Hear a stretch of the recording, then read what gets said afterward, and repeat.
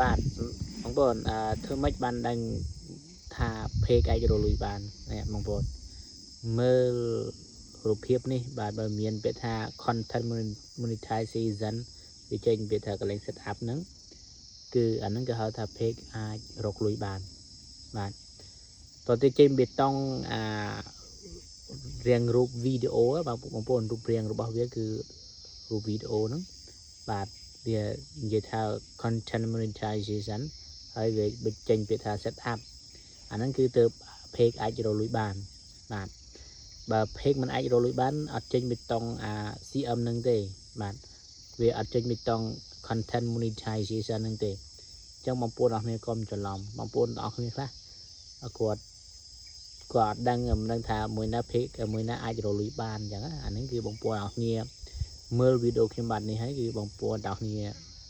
ដឹងហើយបាទឈប់ច្រឡំហើយណាបាទឈប់ច្រឡំហើយបាទព្រោះអីមានបងប្អូនមួយចំនួនគាត់អត់យល់បាទដល់ពេលគាត់អត់យល់គាត់មិនដឹងថាមួយណាដែលអាចរកលុយបានអញ្ចឹងណាអញ្ចឹងចេញបេតុងហ្នឹងគឺទៅអាចរកលុយបានបងប្អូនណាបាទបើសិនជាបងប្អូនអរគ្នា